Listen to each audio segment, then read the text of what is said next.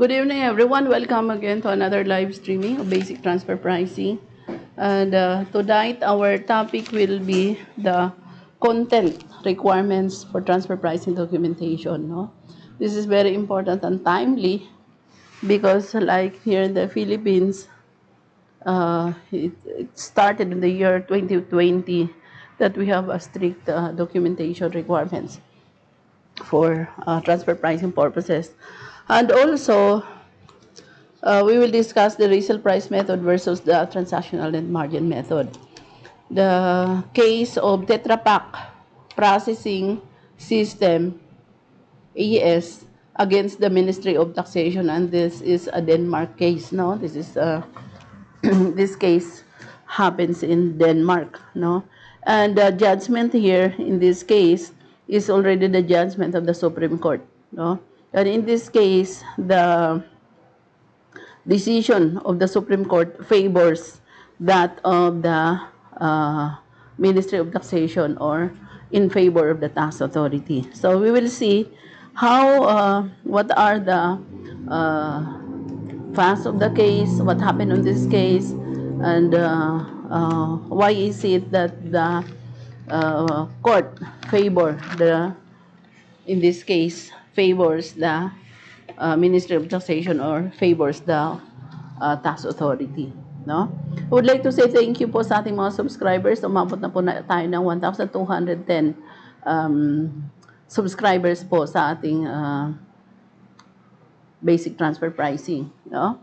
Yun lang yung apology ko because hindi tayo nakakapag transfer pricing updates itong August and September, no?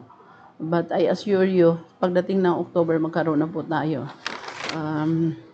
Inano ko lang yung aking exam, no? May exam pa tayo, kaya ara pa akong na no, parang a little bit na-excite and then na-stress din. Excited kasi you learn new things, pero parang stress din kasi iniisip mo pag hindi ka pumasa, sayang yung 100,000 mo na tuition fee, no? Sabi ko parang useless naman yung tuition fee ko pag hindi ako pumasa dito. That's a lot of money for a 6-month course, no? Okay. So let's go back. May shoutout ba, Hari? May viewers tayo? Meron na po 4 viewers. Okay. So shout out po sa ating 4 viewers and thank you very much for watching, no? So let's go back to the discussion natin. Ito yung content requirements for transfer pricing documentation. Why is it that it is very important that the content of our transfer pricing documentation, actually, yung sinasabi po dito na transfer pricing documentation, this pertains to the transfer pricing analysis report that we do or the taxpayer make in order to submit when there is a transfer pricing audit, no? Kaya itong transfer pricing documentation, ang pinakabuod nito or pinaka-summary nito is the transfer pricing analysis report. Why? Because in the transfer pricing documentation, you are going to show if the client or the taxpayer or the company observe the arm's length principle in the pricing of its goods and services. So yun talaga ang purpose ng documentation. Okay, so in this case, no, the Tetra Pak. What is the content requirements for transfer pricing documentation that is mentioned in this case, no? The written documentation on how prices and conditions established for the controlled contested transactions must be of such nature. So, ibig sabihin, must be, no? Kailangan of such nature that it can form the basis of an assessment of whether prices and terms have been set in accordance with what could have been achieved if the transactions have been concluded between independent parties. So, yun yung kailangan ipakita mo sa transfer pricing documentation. Ano yun? You have to convince the tax authority that your pricing of goods and services is such that it is comparable or it is the price that also have been set by the independent parties doing the same transactions. No? Kaya nga comparable siya. A transfer pricing documentation that is so deficient, pag kulang-kulang yung transfer pricing documentation, that is so deficient that it does not provide the tax authorities with a sufficient basis for assessing whether the arm's length principle has been complied with must be equated with lack of documentation. Pagka daw yung documentation mo such that hindi naman mako-convince ang tax authority na yung pricing of goods and services mo is arm's length, it is tantamount to lack of documentation. So parang wala ka rin documentation. If the taxpayer has not prepared the statutory documentation, kung yun ang pinrepare mo na documentation, kulang-kulang, hindi niya na-establish yung arm's length price in your transactions, anong sabi dito? Have not prepared the statutory documentation for pricing transactions between related parties. The tax assessment can be made at discretion. No? Parang sa atin, no, dito sa Pilipinas, if the taxpayer were given all the time to submit all the documentation during the audit, hindi siya nag-submit. No? So, padadalan siya ng first notice, second notice, final notice. Hindi pa rin nag-submit. Padadalan siya ng subpena, dosis tecum, by the legal division. Hindi pa rin nag-submit. File na siya ngayon ng case sa korte. No? Hindi pa rin nag-submit. Anong gagawin? Papile na siya ng kaso sa fiscal on the contempt of court. Hindi niya tinupad yung mandate ng court na mag-submit siya ng documentation. So, dalawa na ngayon yung kaso ng taxpayer. Yung isang kaso, criminal case, ipafile yun sa fiscal, and then may kulong yun, no? For contempt of court. Hindi mo sinunod, hindi ka na-present ng documentation. Ano yung isang case? Civil case. Ano naman yun? Yung docket of the case na may letter authority, yung examiner, ibabalik yun ngayon sa examiner. At anong gagawin ng examiner doon? Assess the tax liability of the taxpayer based on the best evidence obtainable. Karoon na ngayon ng assessment. Sabi ng taxpayer, hindi naman po tinignan yung libro ko. Gawa-gawa lang yung assessment na yan. Hindi mo na pwedeng sabihin yan. Why? Anong sabi dito ng court in this case? The tax assessment can be made at discretion. No? So, anong discretion yun? Sabi sa atin, sa batas natin, the assessment can now be made or assessed. The tax can be assessed by the examiner based on the best evidence obtainable. At ano yung best evidence obtainable? The tax return that you file. No? So, anong gagawin ng examiner? Disallow your expenses, no? And then, assess you with the income tax liability, with value-added tax liability.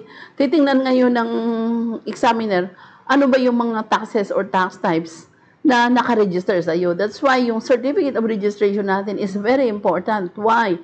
Because at the best evidence obtainable, titingnan na ngayon ano ba yung mga tax liability mo that you are supposed to pay. May final withholding tax, expanded withholding tax, may compensation, lahat yan i-assess ka ng examiner. No?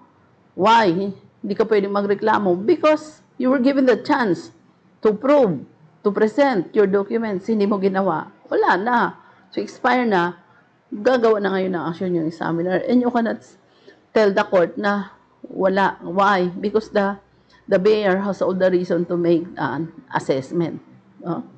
So, ganyan ang nangyayari dito sa content requirements for transfer pricing documentation. So, anong content requirements for transfer pricing documentation? It should be that it will show the tax authority that the pricing of goods and services by the company adheres to the arm's length principle. At ano yung arm's length principle natin? Yung pricing of goods and services mo between related parties is similar to that of the independent parties. Kaya anong gagawin mo dito? To show na similar ka, magko-compare ka ngayon. So, mayroon kang comparables. The independent parties or companies, set mo sila as comparable with your company. Okay. Yung next, the resale price method versus the transactional net margin method. Ano naman tong resale price method at ano naman yung transactional net margin method? We have 5 transfer pricing methods. Kasi nga, di ba sabi natin, we have to compare the related party transactions with that of the independent party transactions in order to show that the company adheres to the arm's length principle. No? Pag sinabi mong arm's length, similar yung related party at saka yung independent party in the pricing of their goods. Ngayon, you have to compare using different methods. And under the OECD transfer pricing guidelines, we have 5 methods. And what are those methods? We have the comparable uncontrolled price method, the resale price method, the cost plus method, transactional net margin method, and the profit split method. So in this example, kinumpare niya yung resale price method versus the transactional net margin method. Why? Because in the case, resale price method, ang sinasabi ng taxpayer na dapat ito yung method na gagamitin. But during the audit or the investigation ng tax authority, hindi sapat yung resale price method na gagamitin. It should be the transactional net margin method. So, resale price method versus the transactional net margin method, ano ba yung pagkakaiba nila? Why is it that the resale price method cannot be the best method in this case, no? So, resale price method is easily found if the product is not changed significantly before or in transaction with the resale. Conditions that should be met in using resale price method. Yung resale price method natin, pwede mo siyang gamitin kung simple yan lang yung transactions. Meaning, resale price method, you compare the gross profit. No? So, you buy the goods and then you sell the goods without any alterations, without any value adding, without further processing. No? Wala kang ginawa dun sa goods, binili mo lang, binenta mo. So, that is applicable to the resale price method. Pwede mo siyang gamitin na resale price, yung best method mo. Pero kung there are further processing, meron pang mga dinagdag, meron pang mga intangibles involved, no, during the manufacturing ng product or during the binili mo, tapos ni-resell mo, ang dami mong pang processes na ginawa, hindi na po pwede na resale price method pa rin ang gagawin mo. Kasi ang resale price method, simple lang yon, binili mo, binenta mo. Pero binili mo, tapos may ginawa ka pa, in-enhance mo pa, may dinagdag ka pa, nilagyan mo ng logo, nilagyan mo ng trademark mo, nag-iba na yung product doon sa binili mo at saka doon sa binenta mo, you cannot choose now the resale price method. It should be the transactional net margin method. No? So, what are the conditions that should be met in using the resale price method? So, pwede ang resale price method, letter A, if none of the differences, walang pagkakaiba, affect between the transactions being compared or between the enterprises undertaking those transactions could materially affect the resale price margin in the open market. No? So, walang differences. Similar na similar talaga siya with that of the independent party transactions. At kung meron man, hindi siya maka-affect materially sa resale price margin ng open market. So, the same. And letter B, reasonably accurate adjustment can be made to eliminate the material effect of such differences. Kung halimbawa meron man na differences, pwede kang mag-adjust to make them the same. No? Halimbawa, yung isa, meron pa siyang advertising na pinasa doon sa bumili, no? Na siya yung mag-advertise. Kaya dapat ang bintahan is 200 pesos lang per unit. Ginawang 250 because of the advertising, no? Or 200 lang ang bintahan, ginawang 150 kasi yung 50 para doon sa advertising. That should be shouldered by the reseller, no? So binawasan niya, diniscountan ng 50 dahil ang reseller mag-a-advertise pa sa product because it is a new product. So instead na yung sa open market 200, 150 lang ang bintahan because merong 50 para sa advertisement. So in that case, napo-point out mo ano ba yung differences between the open market or the independent reseller at saka itong related na reseller. May difference siya na 50. So, anong gagawin mo dyan? Mag-adjust ka. How much is your adjustment? 50 pesos. And what is that 50 pesos? That is an adjustment for the advertisement. No, na-point out mo. So, ano talaga ang tamang price in the market? It should be 150. Why? Kasi 50 of that goes to advertising. Sa open market, hindi naman kasama yung advertising. Kaya dapat, ang 150 na pricing mo is similar to that of the independent party. So, dapat ang ipapakita mo na comparables, ang isi-set mo talaga na price is 150. Yun, maghahanap ka ng comparables na 150 ang presyo. Kasi kung ang comparables mo 300, ang comparables mo 100, ay hindi ka same with the independent party. Hindi arm's length yung pricing mo. No? So, yun po yung ibig sabihin. So, sa resale price, dapat simple lang, binili mo, binenta mo, wala kang masyadong processing or additions to the product. Sa transactional net profit method naman, it can only be used as a last resort. No? Bakit last resort lang siya? Kasi mauna na yung cost plus, mauna na yung resale price, comparable and control price method. No? So, last resort na lang siya. At ano yung kino-compare sa transactional net margin method? The net margin or the net income.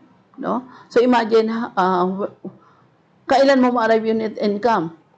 Umpisa ka muna sa sales, less direct cost or cost of sales, equals gross profit, less operating expenses. No? Bago ka makarating sa net profit. And in determining the net profit or the net margin, hindi pwedeng isama mo doon yung mga hindi naman operating cost, no? Ano ibig sabihin na hindi operating cost? Ito yung mga unusual na mga expenses, no? Na hindi naman kasama. Just like interest expense for the loans, no? Hindi yan kasama sa operating expenses mo. Lalong-lalo na yung loan mo, ginamit mo sa capital expenditures mo, nagpagawa ka ng bagong building. So, hindi yan kasama. No? O kaya goodwill, hindi yan kasama sa operating expenses. No? May mga cases na tayo discuss na pag ginamit mo yung na goodwill as part of your operating expenses, it is disallowed. No? Kasi hindi siya part of the operating expenses. Okay. So the company's net profit should be determined by comparing it with the net profit that the company makes from similar transactions with independent companies. So, nandyan pa rin ang comparison with the independent companies. Why? Because we are following the arm's length principle. And when comparing ano dapat yung result, they should be similar. No? So, the transactional net margin method is inappropriate to apply if the company engaged in a variety of control transactions. Kaya alam nyo, pagka nagawa ko ng transfer pricing analysis, ang ginagawa ko, ina-analyze ko muna yung, pinoprofile ko muna yung company. If the company says that sobrang dami niya ng activities, halimbawa 5 or very mixed na yung transactions, you have to segmentize talaga. No? Kasi hindi pwede na lahat ng diverse niya na mga activities all at once, gagawan mo ng analysis yun. Ang laki ng scope ng trabaho. No? So, apply if the company engages in a variety of control transactions that cannot be appropriately compared on an aggregate basis with those of the independent enterprise. Halimbawa, 5 yung activities niya. Meron siyang restaurant, meron siyang resort, no? Meron siyang manufacturing ng food, meron siyang farming, meron siyang transportation. Paano mo gagawan ngayon yan ng isang report lang? No? So, iba-iba yan because bawat industry na yan, iba-ibang industries yan. bawat isang industries na yan, iba-iba yung comparables mo. So, as if gumawa ka ng 5 transfer pricing documentation dyan. Kaya it will determine the scope nung transfer pricing analysis mo. It's all right kung talagang pinapagawa nila sa'yo because that's part of the job. But, of course, iba na yung ano mo doon. Iba na yung singil mo. Why? Kasi 5 activities, 5 industries. As if 5 transfer pricing documentation ginawa mo. Okay. Shout out. Okay. So let's now go to the case. So I have discussed to you yung content requirement for transfer pricing documentation na pag hindi siya kompleto, the tax authority can make an assessment at discretion, discretionary. No? Yung resale price method naman versus transactional net margin method, pwede mong gamitin yung resale price method kung simple lang yung functions o kaya yung pagbili ng goods, ni-resale ka agad, binenta ka agad without further processing. Pag transactional net margin method naman, ang dami ng complicated na dito ang transactions or yung activities, no? Mayroon ng involved dito na intangibles, mayroon ng mga trademark, mga patents, may mga manufacturing processes na involved. So, transactional net margin method. But, ang sabi na din dito, the transactional net margin method should be the last resort. Kung hindi talaga applicable yung cost plus, comparable uncontrolled price, resale price, saka pa lang gagamitin mo yung transactional net margin method. Okay?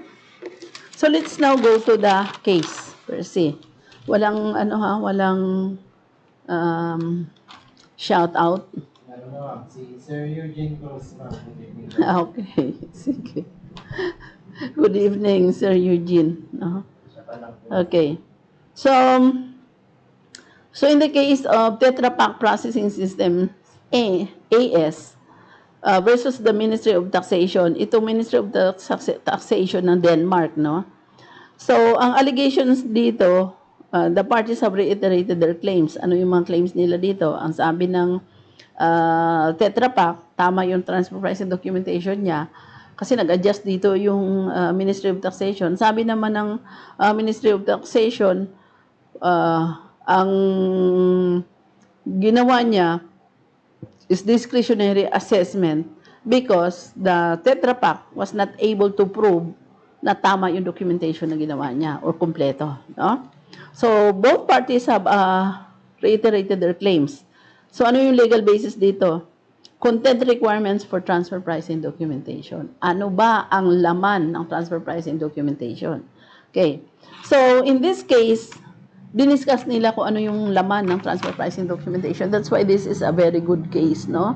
And yun, for your information, naumpisan ko na dyan yung advanced transfer pricing book ko. That,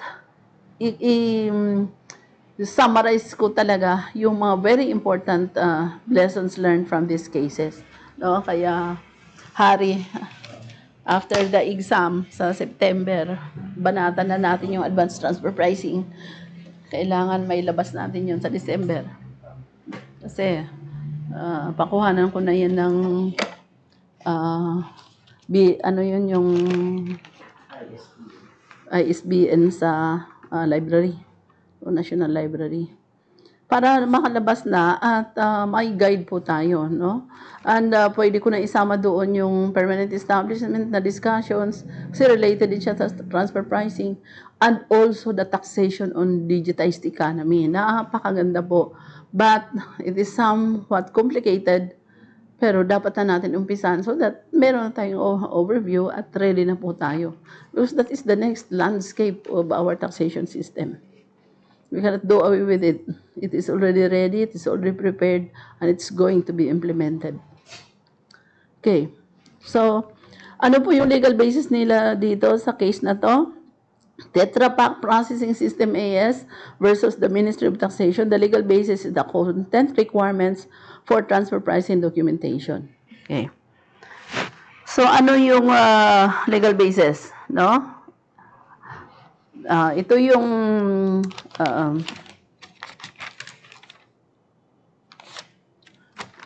3B ng regulations ng Denmark.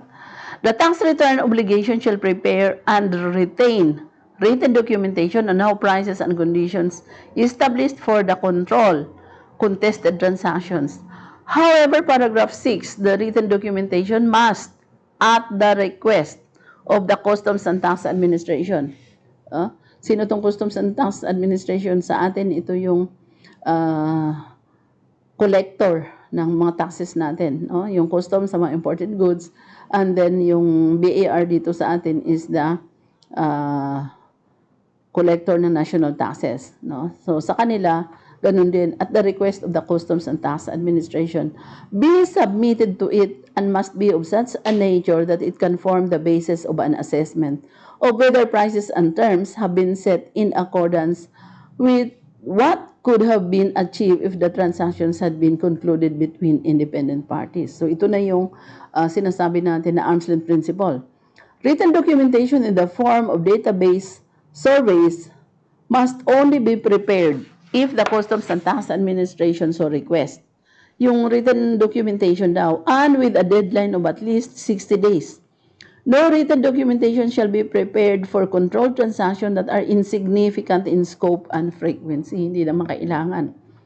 The Customs and Tax Administration lays down rules for the content of the written documentation. Ito yung rules, Ito yung rules. Kaya inisa-isa nila dito yung rules in order na ipakita nila sa Tetra Pak that your transfer pricing documentation does not comply or is not compliant to the rules and regulations. Kaya inisa-isa nila dito yung rules and regulations. The rules laid down must be approved by the tax board. So 3B paragraph 5, then subsection 4 was introduced by Act number 131 of 25 February 1998. So ito yung legal basis nila ng documentation. Amending the Tax Control Act and the Danish Tax Agency Act. Sa atin, sa Pilipinas, ano yung legal basis natin in transfer pricing?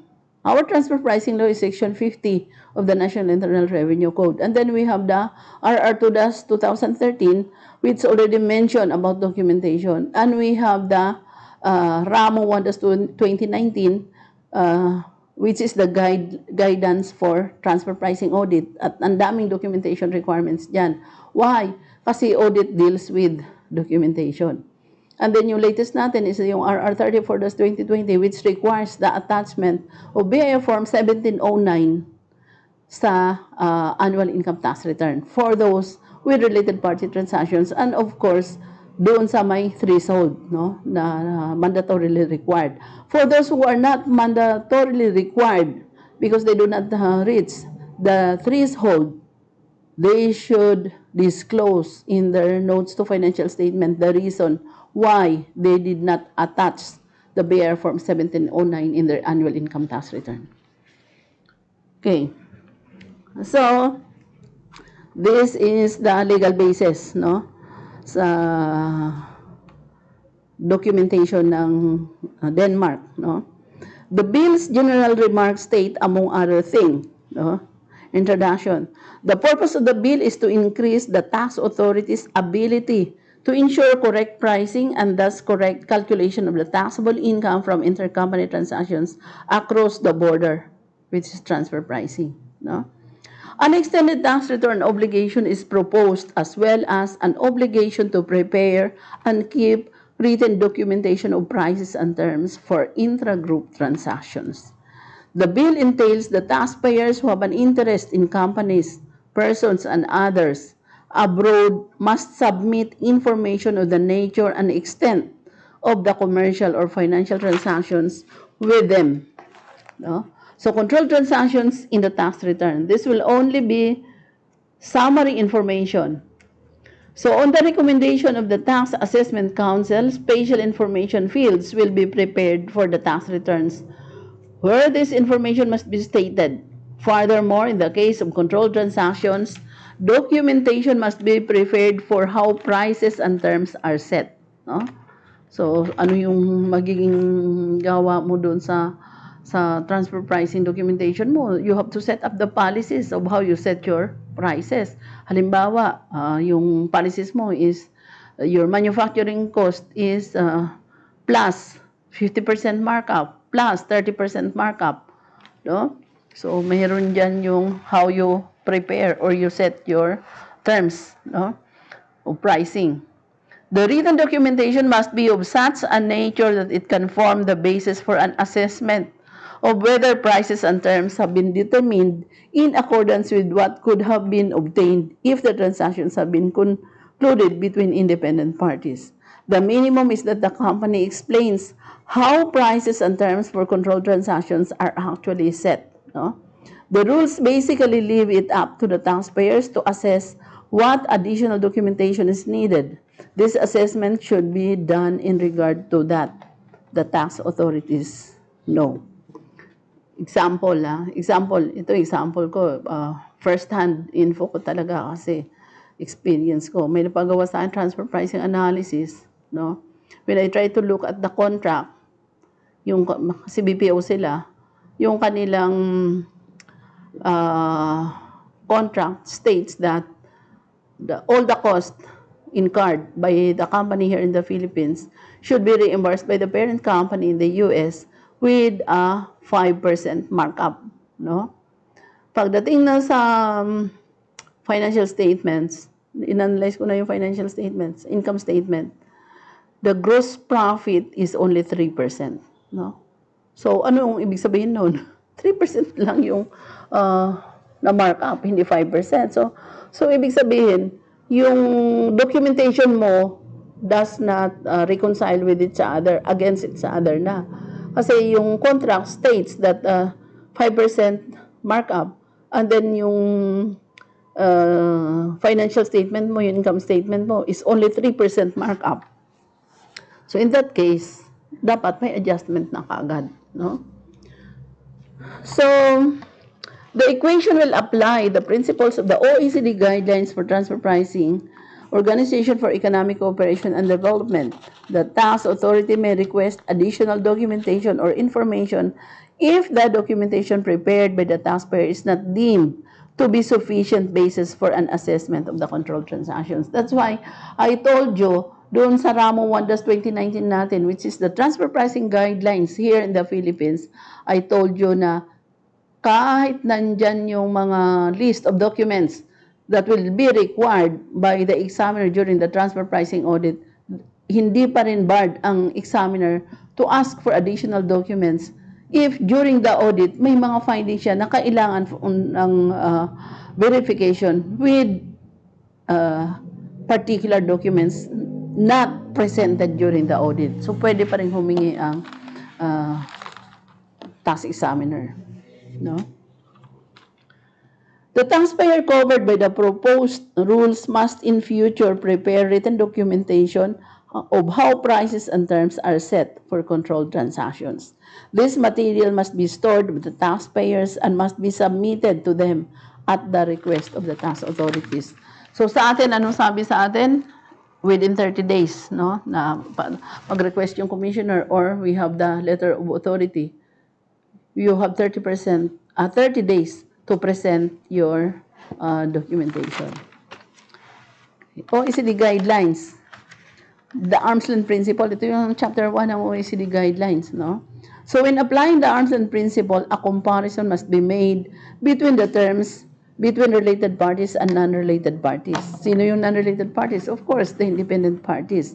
This presupposes that a basis of comparison exists in some accessible form, that the basis of comparison is identical, or that any differences can be corrected. The comparability test to be performed is described in detail in the guidelines, no?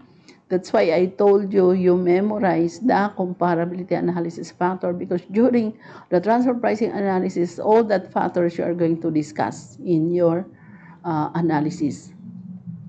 The comparability test contains the following elements: comparison of the goods and services exchanged, performance analysis, comparison of the terms of the contract, comparison of the economic circumstances in the form of market conditions, and of the parties' business strategies, no? So, yung functions pa, assets and risk. In the case of transaction between two independent parties, the financial compensation will normally reflect the functions that each party assumes, including which assets have been invested and which risks have been assumed. So in the functional analysis, it is assessed how tasks and risk are distributed between the parties. No? It is examined which of the parties perform the various functions such as design, ito yung functions design, productions, assembly, research and development, service and warranty, purchasing, distributions, advertising and marketing, transport, financing, and management. The comparability test must be performed regardless of the method used for pricing. No? So, ano yung comparability test? Okay. Chapters 2 and 3. Chapter 1 yun, arm's length principles. At chapters 2 and 3, traditional transaction methods and other method, no, profit-based method. So sa OECD transfer pricing guidelines natin, we have 5 methods, no? Comparable uncontrolled price method, resale price method, cost plus method, transactional net margin method, and profit split method. Pero pag tiningnan mo yung ating RAMO 1-2019, the transfer pricing audit guidelines natin, meron pa siyang 6th method, yung other methods, no? So in this case, the resale price method begins, this is still OECD transfer pricing guideline.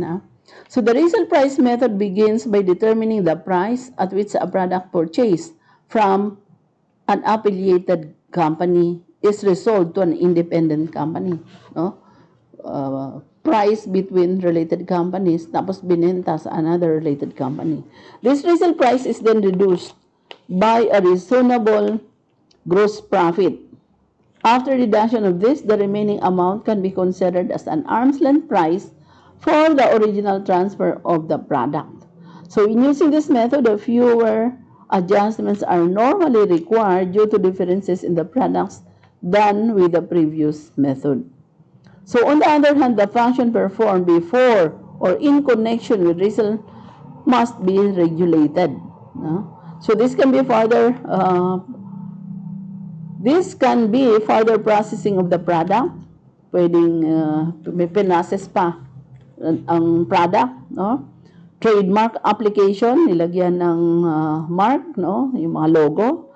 Acceptance of brand, hindi ko alam to, Hari, mali siguro to. Acceptance of warranty and others, ano ba yan? The resale price is most easily found where the product is not changed significantly before or in connection with resale. So furthermore, regulation must be made if the reseller has a monopoly on resale of the product. Kasi kung monopoly yan ang reseller ng product, isang kakukuha ng independent comparables mo? Wala, no? So the above method, which have been generally accepted for many years, are preferable when determining whether the conditions of the commercial and financial relations between affiliated companies are in accordance with the arm's length principle. However, the complexity of business may mean that traditional methods cannot be used alone or exceptionally cannot be used at all. It can thus be a highly integrated group that manufactures one or more completely unique products. So in these cases, it can be very difficult or impossible to obtain external material that can be used as basis for a comparability analysis. So mahirap humanap ng comparables. For the sake of these situations, Chapter 3 sets out other methods that may be used as approximation to arm's length terms, no? Kaya meron tayong traditional transactions method and meron din tayo yung transactional. These methods are referred to as transaction-specific advancement methods, no? So yun yung tawag doon sa Denmark. Thus, that examine the benefits of spatial transactions between affiliated companies.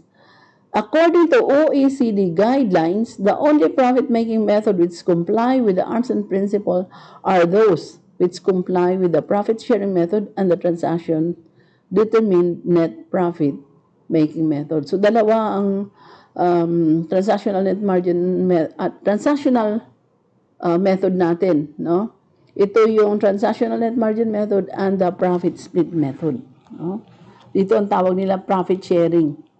So the profit sharing method first identifies the total net profit to be distributed between affiliated companies and arising from their internal transactions. The profit is then distributed between the associated companies on the basis of an analysis of which functions the individual company has contributed. So, based on their contribution, kinumbine nila yung profits and then based on your contributions, doon ka bibigyan ng profit. In determining the value of the function performed, it must be compared as far as possible with similar functions performed by independent companies. So dito na papasok yung arm's length principle na independent companies, no? Kung paano binavalue yung contribution.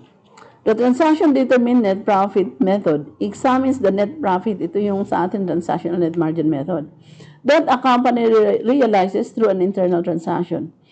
Ideally, the company's net profit, excuse me, na ano ako sa transaction determined net profit method examines the net profit, ito yung sa ating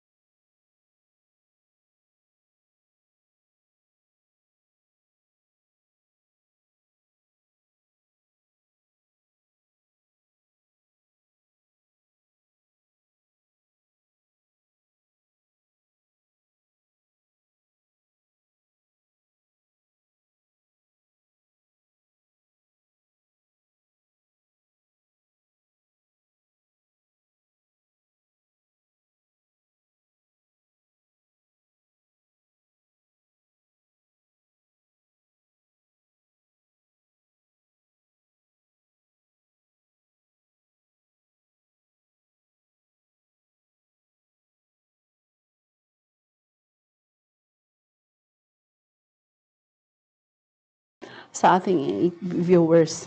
At pasensya na kayo, naglagay lang ako ng jacket kasi malamig sa aircon. Okay, so let's continue with OECD transfer pricing guidelines as mentioned in this case, no, as applied in this case. So the profit sharing method first identifies the tapos na tayo dyan. Kasi ina-identify na niya yung total net profit and then distribute sa according to the functions performed by the parties. At dito papasok yung independent party transactions on how they distribute the profit. So diyan na yung sa profit split method, doon na papasok yung arm's length principle, no? Okay. Itong transactional net margin method naman examines the net profit that a company realizes through an internal transaction. So, ideally, the company net profit should be determined by comparing it with the net profit that the company makes from similar transactions. No? So, in short, gross profit po ang net profit ang ginagamit ng transactional net margin method in comparing, no, as a method. Okay. So the guidelines conclude that these two methods, profit distribution method and the transactional net margin method, should only be used as a last resort. No? So ano yung first resort? Yung comparable and control price method, resale price, and the cost plus. So far, only a few countries have experience with advanced methods, no? So, mga explanations nila yan. And then, um, what you call this, nasa, ano natin ito, yung OECD Transfer Pricing Guidelines. And then, meron silang mga bill, no? May sarili ding batas, yung Denmark, about the documentation, no? Okay. So, ito yung applicable rules naman sa Denmark, no? Although may sarili silang rules pero pattern pa rin sa OECD, no? So ano yung sinasabi ng applicable rules nila on the documentation? The documentation obligation means that the taxpayer must prepare and keep written documentation of how prices and conditions are set. The written documentation must be of such a nature that it can form the basis for an assessment of whether prices and terms have been determined in accordance with what could have been obtained if the transactions have been concluded between independent parties. The documentation must only be submitted to the tax authorities on request.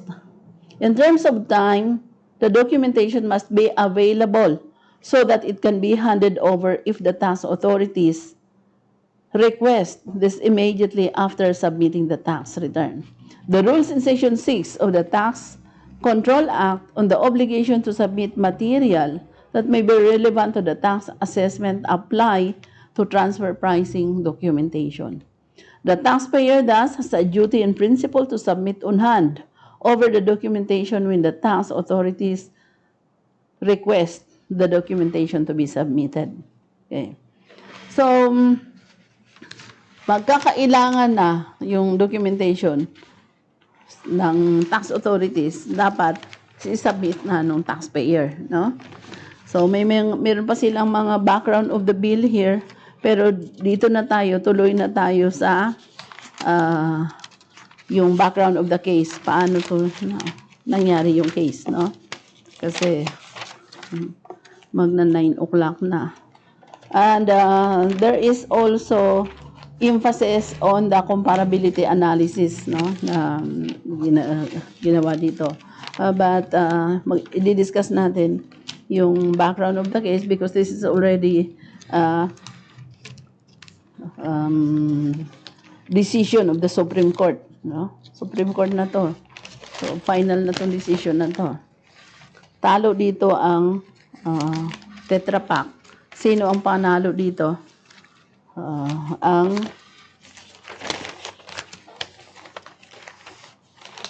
tax authority or the Ministry of Taxation. Okay. Tingnan natin kung paano nanalo ang Ministry of Taxation at ano yung pagkukulang ng Tetra Pak, no? Okay. Okay. So, ito yung background of the issue. The Danish company Tetra Pak Processing System AS, formerly Tetra Pak Hoyer AS, kaya nga ang abbreviation sa kanya TPH, no?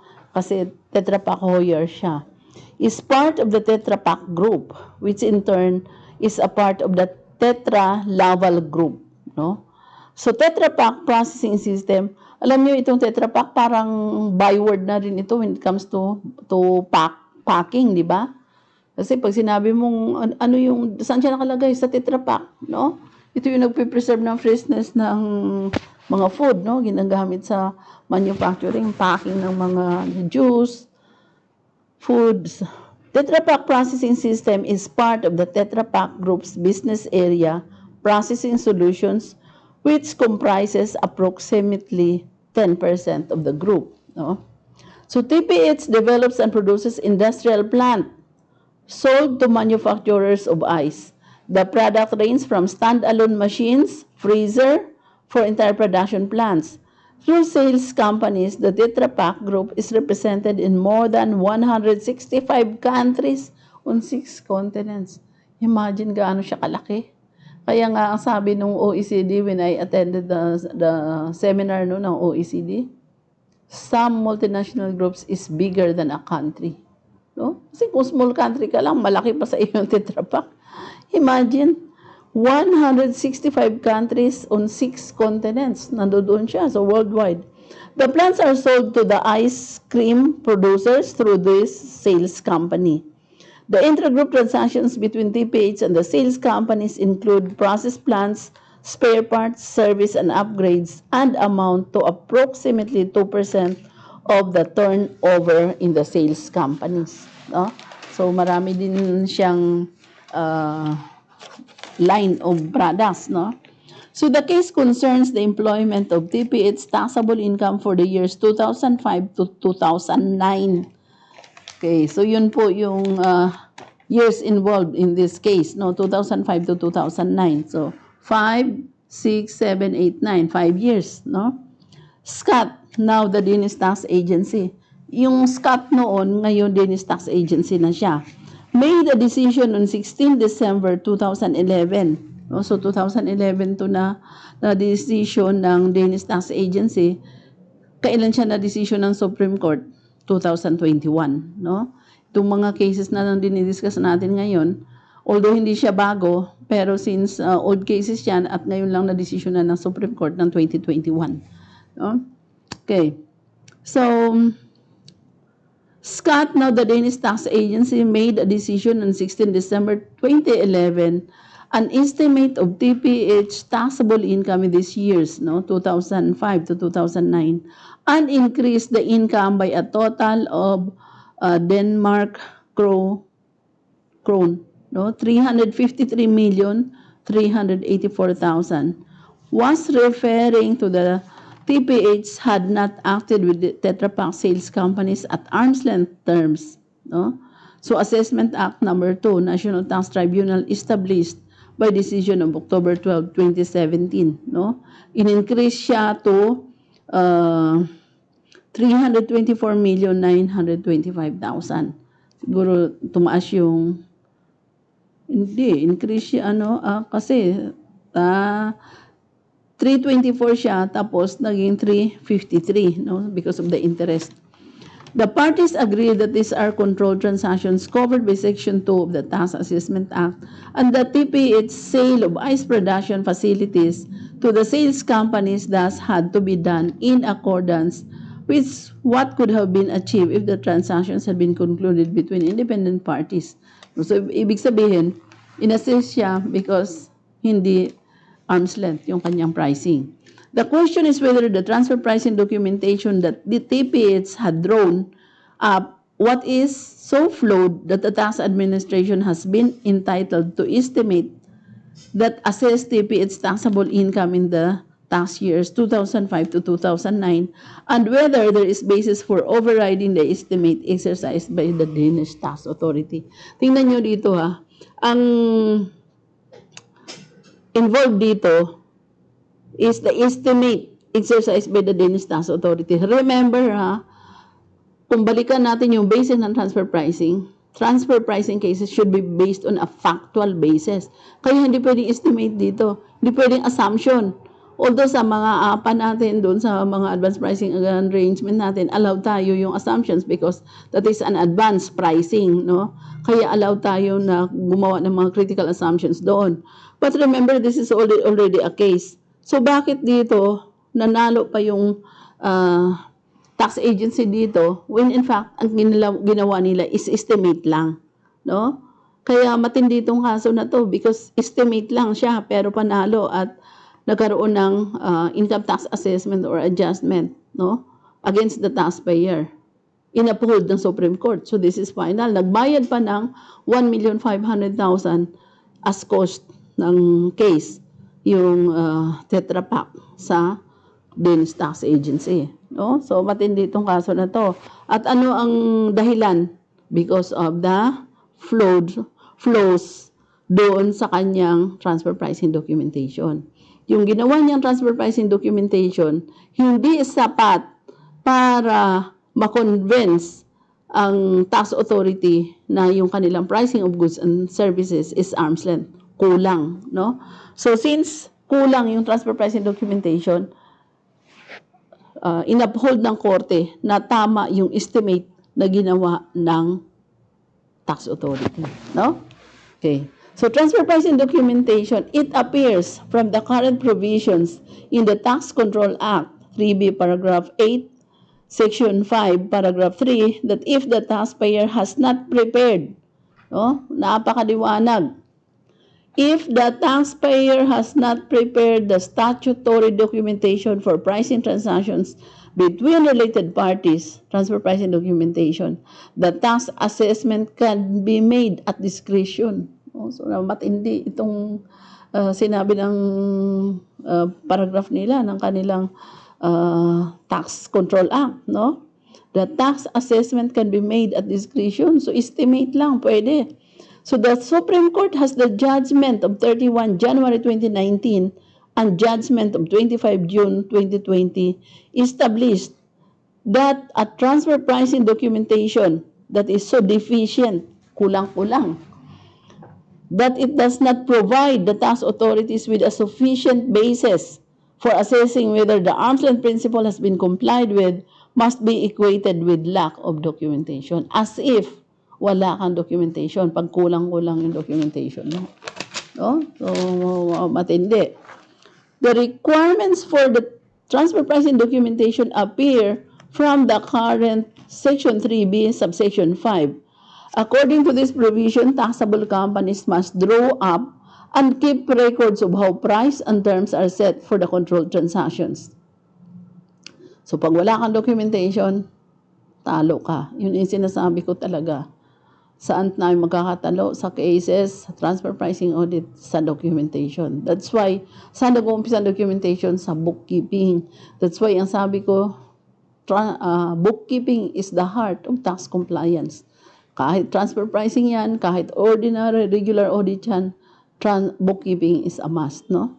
Pag maayos yung bookkeeping mo, hagip na. Kasi documentation na yan. Diyan nag-uumpisa yung documentation. The written documentation must be provided at the request of the tax authorities and must be of such a nature that it can form the basis for an assessment of whether prices and conditions have been set in accordance with the arm's length principle. So with effect for the income year 2006 and later, requirements for the transfer pricing documentations have also been laid down in Executive Order number 42 of 24 January 2006, the transfer pricing executive order, no? May executive order pa sila. Oh, presidente gumagawa niyan, no? So it appears from the draft legislation that the documentation obligation pursuant to the current section 3B, subsection 5 as a minimum includes that the company explains how prices and terms for controlled transactions are actually set. As a rule, it is up to the taxpayers to assess which additional documentation is needed. This assessment must be made taking into account that the tax authorities by the equation will apply principles in the OECD guidelines on transfer pricing.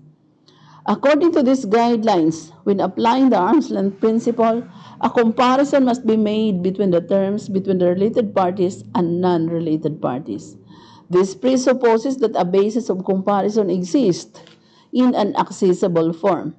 The comparability analysis must, as also stated in the draft legislation, be carried out regardless of which method used for pricing. It is also stated in the OECD guidelines that there is a need for sufficient verifiable information about the controlled transactions. So in this way, refer to the OECD guidelines, no? And to Section 6 of the Transfer Pricing Executive Order.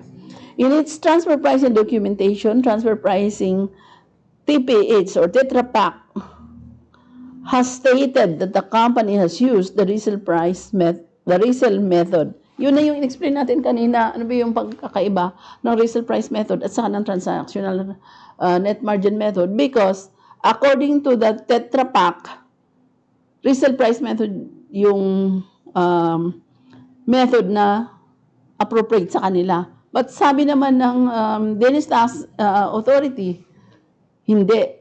It should be a transactional net margin method. So, Tetra Pak has stated that the company has used the resale method, and that the starting point is the sales company's average profit at profit level. Ano yung ginagamit sa resale price method? It's the gross profit, no? So, ano yung ginamit niya? Average profit at profit level. Bakit average profit? Kasi ang dami niyang product, no? Dami niyang, kumbaga sa segmentation nung activities niya. So, the transfer pricing documentation states an average profit. Bakit average profit? Sa dami ng kanyang activities. In the period 2006 to 2008 of approximately 7%. Yan yung net income niya, net profit. In the case of the sales companies, resale to the final buyers. No? So with reference to the fact that this is a reasonable based on the sales company's risk, responsibilities, and investments. No? So, Tetra Pak has stated that this is based on the company's commercial judgment on the basis of business experience and knowledge of the market. So, yun ang kanilang justification. No? So, the Supreme Court finds that the transfer pricing documentation prepared by Tetra Pak regarding the tax years 2005 to 2009 does not contain a comparability analysis. Yun na yung sinasabi ko sa mga nag-aaral ng transfer pricing sa atin, no? But siguro we will offer na the certificate program natin in transfer pricing next year na. So, hindi kaya ng this year. Dahil siguro sa lockdown, dahil sa para kung saka ang daming accreditation that we are going to renew, no? So hindi kakayanin. Does not at tatapusin muna namin yung advanced transfer pricing book. So, kasi ang dami nating i-insert na mga bago, no? Definitely yung mga previous lessons natin sa transfer pricing, ano na yun, obsolete na. Kaya dito tayo sa bago. That's why umpisa kami next year na talaga. No? So, 2005 to 2009 does not contain a comparability analysis. Ano yung comparability analysis natin? Hindi mo pwedeng kalimutan yung 5 factors doon. Ano yung 5 factors sa comparability analysis? We have the characteristics and nature of the services or the product. No? Sa nature, characteristics of the goods and services, whether tangible or intangible. And then we have the functions, assets, and risk. We have the economic conditions, business strategies, and then yung contractual terms. Pag may nakalimutan ka na isa doon, mortal sin yun, no? So, an indication of what is reasonable profit for the sales companies is thus based solely on Tetra Pak's own discretionary assessment. No? Yun na yung mangyayari. Pagka wala kang documentation, wala kang supporting documents, discretionary assessment yung ginawa mo, no? So thus, in the transfer pricing documentation, there is no comparability analysis of what profit a sales company can obtain from similar transactions between independent parties. In addition, the reported margins for the sales companies relate not only to the control transactions between Tetra Pak and the sales companies, but also to control transactions with other group companies and transactions with independent companies, dependent parties. So, hindi lang independent companies, lahat ng transactions. The transfer pricing documentation also states that some of the figures for the sales companies are estimated,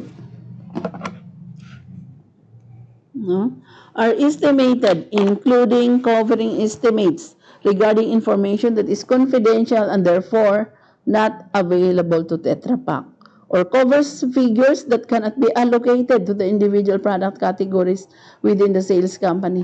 Yan ang iwasan mo talaga, no? Kailangan that's why I'm telling yung ating mga accountant na please prepare the segmented financial information. Whatever it is, kung halimbawa marami kang product, bawat product na yan, dapat segmented ang information mo dyan. Yung raw materials mo, direct cost, kung manufacturing ka, yung direct labor mo, overhead, yung marketing, selling, general mo per product, no? Kasi pag wala kang ganyan, mahirapan ka. Those are vital information or covers figures that cannot be allocated to the individual product categories kasi hindi ka nang maintain ng segmented financial information, no? Within the sales companies. The transfer pricing documentation is thus associated with considerable uncertainty. Oh, ikaw mismo, ikaw yung gumagawa, ikaw yung nagpapatakbo ng company mo, kulang ka ng documentation, uncertainty. Hindi ka talaga manalo sa korte. Regarding the control transactions between Tetra Pak and the sales company. So these are lessons learned by Tetra Pak. Kasi pag ikaw na mismo, sarili mong activities yan, kulang ka ng documentation, how much more pa yung external agencies that requires or needs your documentation. So thus, after the Supreme Court considers the case of a transfer pricing documentation that does not live up to the requirement of the Tetra Pak should indicate how prices between Tetra Pak and sales companies actually provided and which contain no ano to? Ano yan yung Dutch, no? Hindi natin maintindihan yan. As required under the current 3B paragraph 5 of the Tax Control Act. Anong ibig sabihin yan, Hari? Oo, mga Dutch term. Tinignan ko actually kanina, pinapatranslate ko. Ayaw din mag-translate ng Google. No? So, Tax Control Act and Section 6 of the Transfer Pricing Executive Order.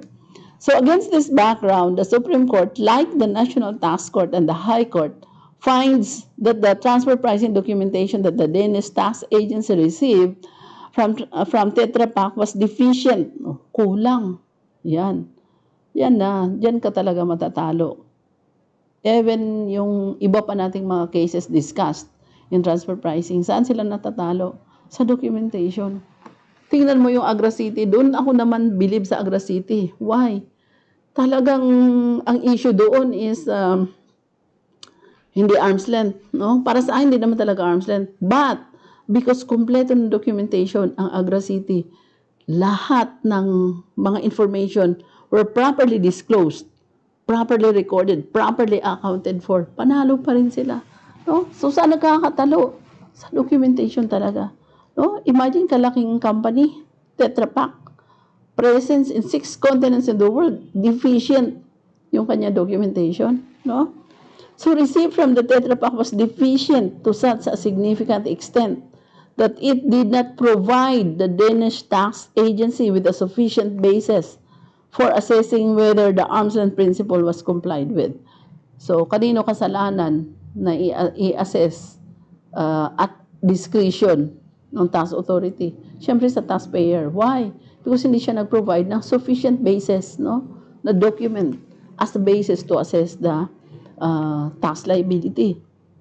So the deficient full documentation must therefore be equated with the lack of documentation. Since kulang-kulang yung documentation mo, anong treatment dun? Lack of documentation. Walang documentation. The Supreme Court then agrees that Tetra Pak taxable income in the tax years 2005 to 2009 could be assessed at discretion pursuant to Section 3B, subsection 1 of the current Tax Control Act 8, no? Section 5, paragraph 3. So, anong sabi ng Supreme Court? Pwede na yung assessment mo at discretion. No? Discretionary assessment nangyayari dito. Bakit? Kasi hindi muna ka naman nag-provide ng documentation. No, as an examiner, no, for how many years sa BIR, as my experience, yung ibang taxpayer, hindi nagpapakita ng records. Yung iba sinasadya talaga, no? So, hindi natin alam with this kalaking company, no? Hindi natin alam, kumpleto to ng documentation. Siguro ayaw lang ipakita, no? Kagaya ng Coke, no? Yung kanyang mga contracts is defective. Ang dami namang lawyers niyan. Hindi natin alam kung sinasadya, but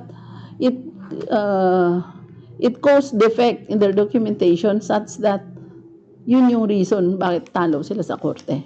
No? So discretionary employment of the tax authority. The tax authority's discretionary employment in accordance with the current Tax Control Act, Section 3B, Subsection 8, no, in-uphold ng Supreme Court. Pwede, discretionary lang yung ang pag-determine ng liability. Must, according to the draft legislation, be made on the best possible basis that the tax authorities will be able to find. The estimate must always be exercised in accordance with the principles of the OECD guidelines, and where this is possible, an increase may be based on a database survey. Gumamit sila dito ng database, yung Amadeus, no? Amadeus database, which are also very expensive. It is discretionary tax assessment, no? The Danish Tax Agency has used the transaction determined net profit method, hindi resale price method, no? Kasi discretionary assessment na to. So gumawa na ng kung baga sa transfer pricing documentation, gumawa na ng sariling transfer pricing analysis ang Danish Tax Agency, no? Kaya dito sa atin hindi rin barred ang BIR to make its own transfer pricing analysis. Kahit na ang taxpayer meron siyang sariling transfer pricing analysis report, the BIR can also hire transfer pricing experts to make another transfer pricing analysis report of the company under audit. No? So, diyan na kayo ngayon maglalaban-laban. Yung transfer pricing analysis report na pinagawa ng taxpayer at saka yung transfer pricing analysis report na pinagawa ng BIR. No? So in its discretionary tax assessment, the Danish Tax Agency has used the transaction determined net profit method, or the TNMM, no? Which is one of the models recognized in the OECD guidelines. When using TNMM, the main rule is that you must test the party where the test method can be used in the most reliable way and where the most reliable basis for comparison can be found, no? OECD guidelines, no? So this will most often be the least complex party in terms of functions. So in this case, sino yung ginawang tested party nila dito? Yung Tetra Pak mismo. But it presupposes, as mentioned, that the necessary information to carry out a reliable test of this party is available. As mentioned, the information available on the Tetra Pak group sales company's earnings contains considerable uncertainty. Why uncertainty? Kasi hindi documented. As a result of the fact that a significant part of the statement of the sales company's earnings relates to the sale of goods not purchased from Tetra Pak, the Supreme Court therefore agrees that the use of TNMM with the sales companies as the tested party would not be based on sufficiently reliable information, and that the Danish Tax Agency could therefore use TNMM with Tetra Pak as the tested party. So yung Tetra Pak mismo ang ginawa nilang tested party. No? So yung transaction mismo. Kaya yun palagi kong sinasabi, pag gumagawa ka ng transfer pricing analysis mo, huwag ka nang pumunta pa sa iba. No? Kung sino yung company mo, na ginagawan mo ng transfer pricing analysis, sila na din yung gawin mo na tested party. No? Kasi kung gumawa ka pa ng third party na tested party mo, you have to gather the information. Sobrang hirap pa, especially kung walang available information on that third party na tested party mo. So, ano yung pinaka-safe mo? Yung mismong company under transfer pricing analysis is your tested party. Kumpleto ka na ng documentation or ng information. As stated by the High Court in its benchmark analysis of Tetra Pak, the Danish Tax Agency has used information from the Amadeus database, no? Bureau van Dijk, Bloomberg, yun yung mga example ng mga database, no? Na pagkamahal-mahal. Although may nag-offer sa akin na Japanese na meron din silang database at cheaper, which is explicitly mentioned in the draft legislation. The Supreme Court agrees that the Danish tax agencies as corrected by the National Tax Tribunal, has found companies in the selection of comparable companies that with regard to function, risk, and others must be assumed to be comparable to Tetra Pak. No? So the fact that some of the companies are from countries with lower wage levels than in Denmark cannot lead to the database analysis not being able to form the basis for the discretionary tax assessment. No? Tetra Pak nor has the Supreme Court established that there must be deleted several companies of database analysis than the company that were deleted in the tribunal's treatment processing of the case. The Supreme Court further that Tetra Pak has not established that in the period 2005 to 2009 has been no such non-standard and exceptional cost of Tetra Pak Oecd guidelines that this must be excluded from the calculation of the company's net profit according to transactional net margin method. Itong transactional net margin method, remember, ito yung ginamit ng tax authority. Samantalang yung Tetra Pak, ang ginamit niya resale price method. So finally, it is accepted that the database analysis that Tetra Pak had prepared in September 2012 with the sales companies as the tested party does not prove that the controlled transactions between Tetra Pak and the sales companies took place at arm's length prices. We're not able to prove na arm's length yung prices. Following this, and as what transfer price Tetra Pak has stated otherwise cannot lead to a different assessment.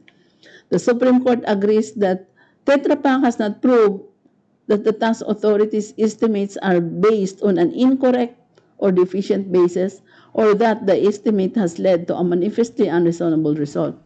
So, hindi nila kayang banggain yung assessment ng tax authority. Kasi wala kang dokumento. So there is therefore no basis for overriding the tax authorities' discretionary increase in Tetra Pak taxable income in the tax year 2005 and 2009. How much is that? Magkano yun? 254 million. No? Yun yung assessment ng Danish Tax Authority sa Tetra Pak. No? Imagine. Pero ano na yon? Ilang years na yon? 2005 to 2009, no? 353,384,000, no? Thousand. Danish crore. Yan yung pera ng Denmark, no? Okay.